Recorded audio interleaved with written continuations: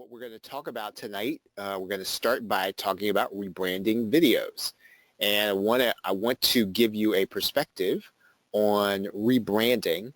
If you get this perspective, then the whole idea about taking PLR and redoing it in a way that's going to both help you to generate more leads and then to make more money, I think this will kind of make it a little clearer as to what it is you're trying to accomplish when you're doing this, right? And I think that's what everybody wants to know. So let's dive right in, and let's start by talking about rebranding videos. Let's talk about rebranding videos.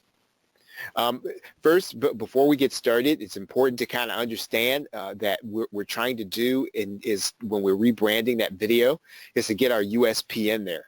And so we want to define what the USP is. And USP is basically going to be, whatever that one thing is that your business or your brand does that other people cannot do. So in other words, what is it that I can get from you that I can't get elsewhere? What is it that you bring to the table in whatever it is that you're doing that other people don't have? I mean, if you're going to be redoing video, and let's say you're redoing video, even if the video you're redoing is going to be on weight loss, right? If you're going to be bringing other weight loss products, or you're going to be bringing, let's say, personal development products, and you're going to be doing more than one, what is it that you're doing uniquely in the marketplace? And really, if you're not doing something uniquely in the marketplace, trying to define what the USP is a good opportunity to say, hey, you know what? What is it that people want, that they value, that I can bring to them that they cannot get elsewhere? That is really what you want to try to do. So when we put something else, when we add to a piece of PLR, we add to text PLR, if we add to a video, what are we trying to add to it? We're trying to say something in that product that by the time the person who's reading it, they finish consuming it, that they're left with the impression that, hey, you know what, this was great. What I got uniquely, and I can only get it from someplace else. And that might mean the uniqueness of the information, yes, but it also can be anything that you're going to do to the PLR that's going to be unique that people cannot get elsewhere. So USP is going to be important. So let's talk about what a brand is, because a brand is different. And a brand is what you're trying to reinforce over and over and over again, right? So in other words, what is it what message are you sending across every single time somebody comes in contact with your content, somebody comes in contact with one of your products, somebody comes in contact with your with your webinar, somebody comes in contact with your opt-in, somebody comes in contact with your social media profile? What are you trying to reintroduce, right? What are you trying to reinforce? What are you saying over and over again? And think about what a brand is, right? If I were to brand a horse, it would be something that I kind of, that I basically took something and just almost emblazoned my logo or something on someone. So how do you get somebody to the point where you have branded yourself into their consciousness? Well, it's something that you repeat over and over again. A brand is about repetition. So what do you want to repeat over and over again? What do you want to say over and over again? That's part of your USP. So again, the brand is what you repeat. It's more than a tagline, because it has to be what you want to get into my brain as your customer if I don't hear anything else. When I remember you, you've got to get something into my brain when you have the opportunity. And that's really what rebranding does. Again, I'm all for changing things so that you put your logo in them. I'm all for changing things so that you put your URL in things. I mean, that's fine, but you can do so much more with PLR because you have a captive audience. If somebody's reading something that either you bought and you redid, or you bought and that you added your links to, you have an opportunity at that point to say something that's going to, again, brand yourself, right? Something you're repeating to them. And so basically, you want to have those two things in your mind when you create a branded bumper, right? So yes, you're going to put something at the beginning and the end of a video, and you can, or the beginning and the end of a set of videos, and it's going to be branded. So again, that branded bumper should be what you want to repeat, number one. And number two, it should be a USP, not just a tagline, not just your URL. It should be a branded bumper. And again, even if your what you're trying to get across in the brand is going to be a call to action, right? Even if it's going to be go to this page and get this one thing that they can only get from you, right? If that's going to be your message, then you've got to take the opportunity inside of your branded bumper to say and give a call to action to something that's unique over and over and over again. So the key to branding anything in PLR is as many times as you can say it, as many times as you can get it in, as many times as you can place it in front of the customer, as many times as you can hear it, without ruining the experience for them. You want to get your message, the one message you want them to take away, in front of that PLR video. What's the logic behind that? The logic behind that is that in the call to action, again, when people consume information, they're probably going to be skimming things. They're probably going to be skipping over something. They're not going to spend a long time with it. So what do you want to say at the very beginning of that video if you don't get a chance to say anything else that's going to be unique and that you want to say over and over again? That is what you have to think about when you start putting together a branded bumper. What can I say, right? What can I get people to do? What am I trying to drive people toward? Again, in the branded bumper, what is the USP? What can you say? So what is an example of something that you can say in a branded bumper? When you're talking about, first of all, your unique take on the information. So in other words, yes, they're going to get PLR from, let's say, us, but you are going to explain what it means in your context. So you get a PLR video, and what you're going to do is you're going to tell people what it means. Let's say that your niche is weight loss instructors. Well, what can a weight loss instructor do with, let's say, Amazon S3? Well, you're going to explain that because you're the expert on your niche.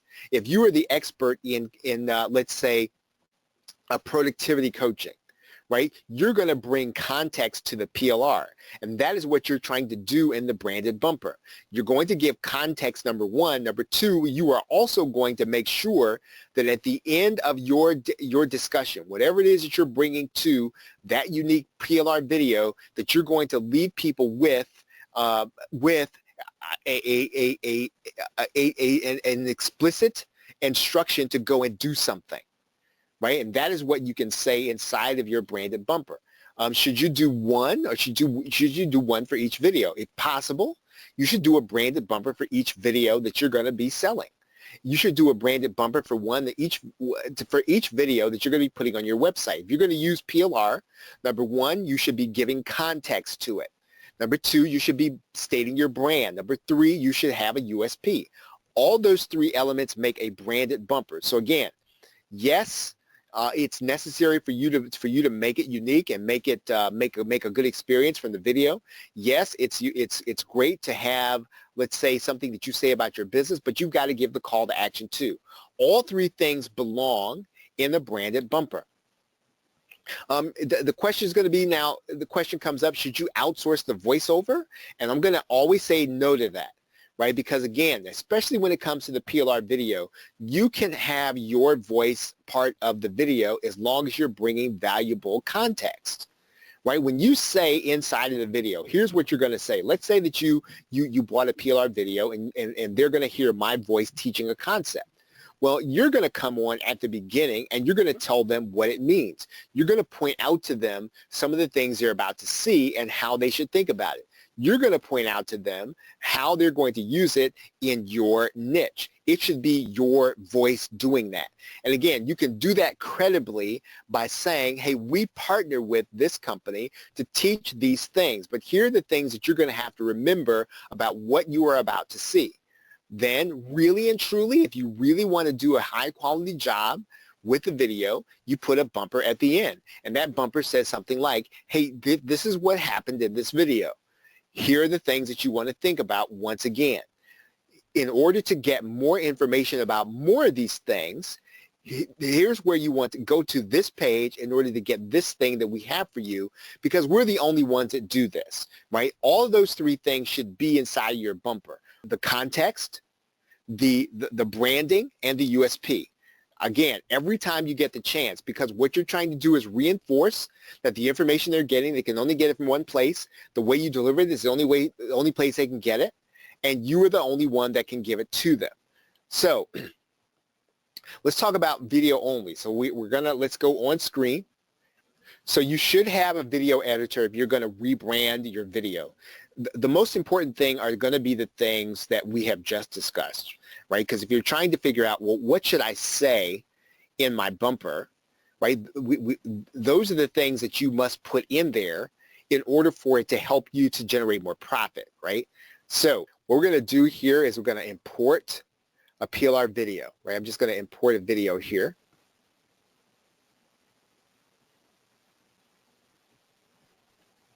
And we're going to bring that video onto the timeline.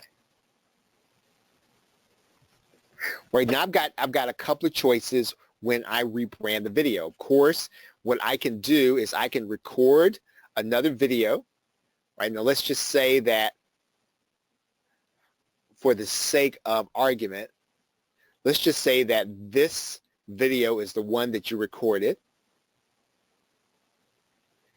as your bumper. This video is the one you recorded as your close. Right? Now let's say that you recorded those two videos. What are you going to do with those videos? Well, when it comes to Camtasia, all you're going to have to do is you're going to need to bring these things down to the timeline. Now those things are a little long, but that's actually fine, because I want to show you how to do this anyway. Let's say that this is a little long and all you're really going to need is a little bit of this. So what I'm going to do is I'm going to bring this to the point. I'm going to cut out a lot of this inside of Camtasia. So all I'm going to do is I'm going to bring this video to this point. I'm going to hit the split command and I'm going to take that totally out. Right? Let's say I might take some more out of this.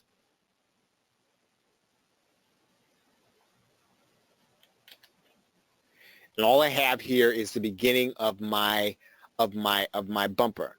I'm going to put this here at the beginning. I'm going to slide this down. I can bring these things down to the same track. And typically inside of any video editor, one of the things you're going to be able to do is you're going to be able to use transitions. And now you can do all kinds of things with transition. And typically, when it comes to transitions, the most conservative thing is going to be the best. So don't get people distracted with something that's too fancy. The one that I personally like to use is the flip, right? So all I got to do is drag that down. Now, again, it might work differently inside of your version of Camtasia. It might work differently inside of your video editor. But all I've got to do is bring that down to the timeline. So let's see what's going to happen here. So when that transition happens, it's going to turn, right? So that's what happens. Let's see it. Let's watch that again. Okay, so basically that's what a transition does. So at the end of the visual piece that I did, one of the things that's going to tie it together, that this is going to be something different, even though it's your voice is going to be different from mine. You can help that process by doing a transition, right? So in other words, it may seem a bit of a disconnect if they're listening to your voice and then they start listening to mine, right? But it won't be a disconnect if you use a transition, and you want the transition to be visual, just like the one that I just did. And you're going to be able to do the same thing about a bumper at the end. So, for example, if I were to do a bumper at the end, I'm going to do the very same thing, right? So I'm going to find the closer. I'm going to come back here to the clip bin, right? I'm going to add that one to the timeline. Let's say I'm only going to use a little bit of this.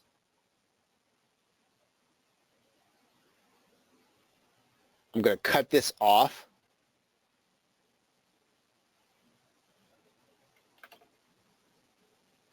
And then I'm going to use another transition, right? I personally like to use the very same transition. I don't like to use two different transitions in the same one, right? So again, I like to have this here. Let's talk about. So that's all we're really trying to do visually with the transition.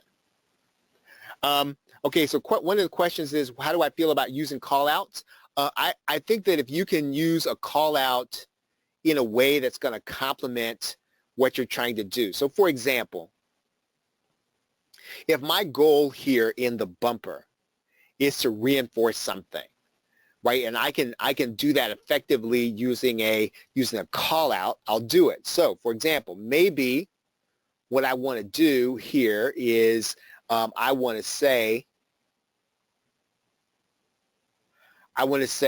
hey, go to www.technicaltutorials.com. Right? Let's say that that's what I wanted to do, and I wanted to make sure that that appears here for part of the video.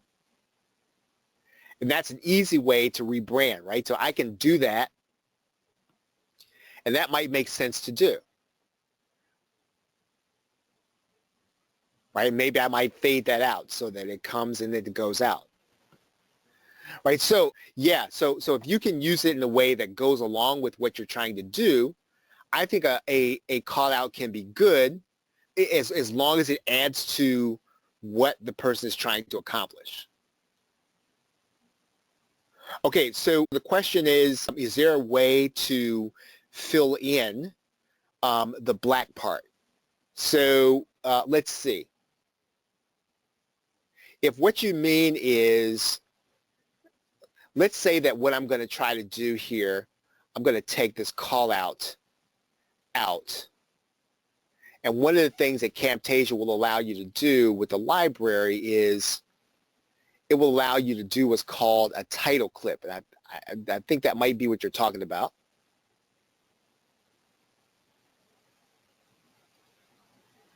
And that will appear here at the beginning. And even still, I'm going to do this the very same way, right? I'm really going to take that title clip, and what I like to do with the title clip is just slide this down so that it appears at the beginning.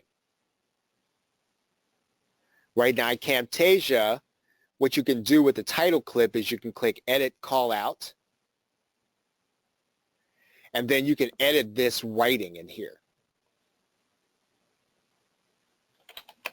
Go to www.go.com.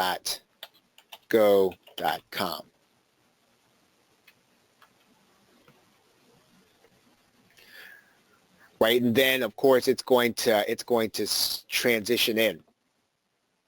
Okay, so when you say you've got so the question is about a black cloth background, but it doesn't cover a little corner. If you're adding in a transition, if you're going to add something from up here, one of the things that you can always do with Camtasia, let's say you're going to add in a shape, is you want to look at the shape's properties.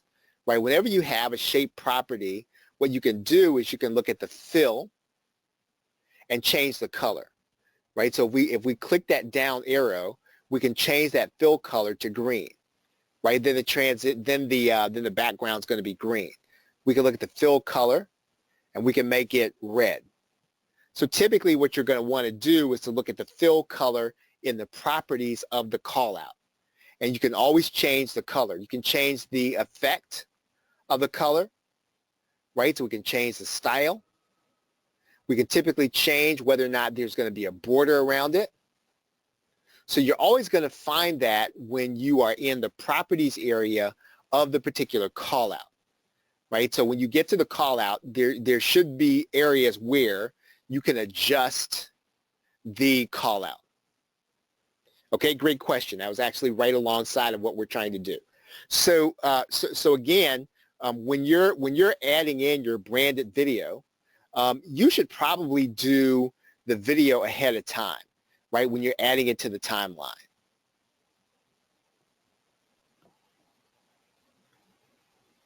Slide this down. Okay, so one of the things that we can also do is, let's say that what you're going to be doing here at the beginning, of course, let's say that you actually do have something done. Let's say you have something done at Fiverr and you want to have a little video done, or you want to have one created and you want to add some music to it, or you want to just do a visual. You can within Camtasia, right? They give you royalty-free music. Now, again, I wouldn't use the same royalty-free music that everyone else has, right? But again, adding in music is a good touch to the video, because typically you're not going to have a PLR video, and it's not going to have, it really should not have music to it, but you can add in music, right? And again, all we're really doing when we do that is we're just adding some music to the timeline. So for example, here's 33 seconds of a song, and I'm just going to add that to the timeline, right? And so I think I can play this, but you would not hear it. We want to adjust the volume, right, on that particular area, because we don't want it to overshadow the vocal. And then we want to fade it in and fade it out. Right now, you can always add in music any place on the timeline that you want it. Some people will add music to their entire video, right? I mean, you're certainly able to do that. I mean, a lot of videos that you see on YouTube, they've got music running in the background. If you've got something unique and you've got something you want to add to a PLR video, that's certainly something that you can do. But I would just stick to adding in the audio or the additional music to your bumper. Right. One of the questions is about how the video appears when you first play it.